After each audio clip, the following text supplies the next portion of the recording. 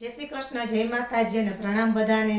तो आज આપણે રોટલીનો લોટ બાંધ્યા વગર અને વણ્યા વગર રોટલી સરસ તૈયાર કરવાની છે। તે પણ બે રીતે, એક સાદી રોટલી અને એક મસાલા રોટલી। તમે આવી રીતના રોટલીનો લોટ બાંધ્યા વગર અને વણ્યા વગર તો લગભગ ક્યારેય રોટલી નહીં જ બનાવી હોય, અને તમે તેને કલાક પછી કે 2 કલાક પછી જોશો ને તો રોટલી તમારી આવીને આવી સરસ એકદમ સોફ્ટ જ રહેશે। તો તેના માટે આપણે અહીંયા હવે રોટલીનો લોટ લીધો છે, અને જો તમે પરફેક્ટ માપ સાથે બનાવશો ને તો તમારી રોટલી એકદમ મસ્ત જ બનશે, ગેરંટી સાથે કહું છું। તો અહીંયા મેં 2 ચમચા જેટલો રોટલીનો લોટ લીધો છે। હવે આપણે માપ સાથે જ પાણી નાખવાનું છે। અત્યારે મેં અહીંયા છે ને 2 ચમચા જેટલું પાણી લીધું છે, હજી વધારે પાણી નાખવાનું નથી। પછી આપણે જો બેટરને સરસ હલાવી લઈએ, જો વધારે જોશે તો પાણી નાખીશું। એટલે આવી રીતના આપણે ચમચીથી સરસ લોટને એકદમ સરસ હળવા હાથે મિક્સ કરી લેવાનો છે। હજી આપણે આમાં 2 ચમચા જેટલું પાણી જોશે તો 2 ચમચા જેટલું પાછું પાણી નાખીશું, અને બેટરને એકદમ સરસ સ્મૂથલી સરસ બનાવી લઈશું। તમારે આમાં ધ્યાન રાખવાનું છે, વચ્ચે લમ્સ ન પડવા જોઈએ। જો તમારે રોટલીના લોટમાં આવી રીતના વચ્ચે લમ્સ પડશે ને તો રોટલી સરસ નહીં બને તમારી। એટલે તમારે એકદમ બેટરને મસ્ત પાતળું અને આવી રીતના સરસ તૈયાર કરવાનું છે। જોઈ લો તમે, આટલું પાતળું તમારે બેટર રાખવાનું છે।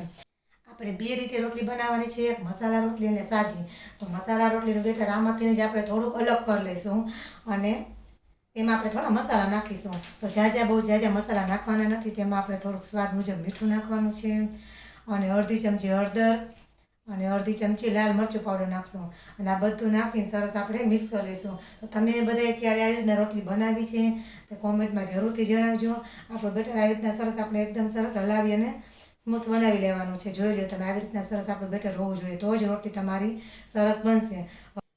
હવે આપણે 2 રીતે રોટલી બનાવવાની છે, એટલે પહેલાં આપણે સાદી રોટલી બનાવીશું। તો સાદી રોટલીનું બેટર લઈશું, અને ગેસ ચાલુ કરીને લોઢી, નોનસ્ટિક લોઢી મૂકી અને આપણે તેને થોડી વાર તપવા દેવાની છે। આપણે ચેક કરી લેવાની છે, થોડી ગરમ થઈને લોઢી, એટલે આપણે બેટર લઈ અને ચમચેથી જ આપણે બેટરને લોઢી ઉપર પાથરવાનું છે।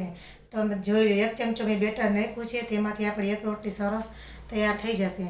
તો બેટરને આવી રીતના ધીમા ધીમા ચમચેથી જ રોટલીના શેપમાં જ આવી રીતના પાથરી દેવાનું છે, અને 10 સેકન્ડ જેવી રીતના ચડવા દેવાનું છે।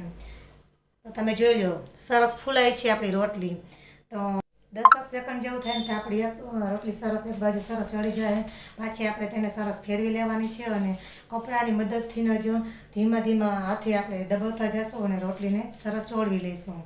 તો તમે જોઈ શકો છો, આપણી રોટલી એકદમ સરસ ચોળી ગઈ છે, અને આવી રીતના દબાવીને આપણી રોટલી બંને બાજુ સરસ શેકી લેવાની છે।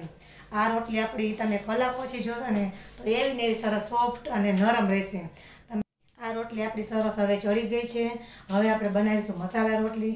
તો આપણે મસાલા રોટલીનું બેટર લઈશું, અને આપણે તેને પણ તવા ઉપર પાથરી અને જે સાદી રોટલી બનાવી હતી તે જ પ્રોસેસથી આ રોટલીને પણ આપણે આવી રીતના બેટરને રોટલીની જેમ સરસ પાથરી દઈશું, અને 10 સેકન્ડ જેવું આપણે તેને ચડવા દઈશું।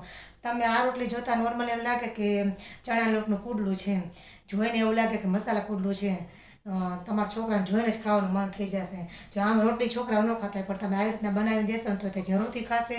હવે આપણે તેને બીજી સાઈડ પણ સરસ ચોળવી લીધી છે, અને બંને બાજુ સરસ આપણી રોટલી શેકાઈ જવા જેવી છે। હવે આપણે કપડાથી એને દબાવી અને થોડી થોડી સરસ શેકી લઈશું, આવી રીતના રોટલીને સરસ શેકી લઈશું। તો તમને આજની રેસીપી કેવી લાગી તે જરૂરથી જણાવજો, અને જો ગમી હોય તો લાઇક, શેર અને મારી ચેનલને સબસ્ક્રાઈબ કરવાનું પાછા ભૂલતા નહીં।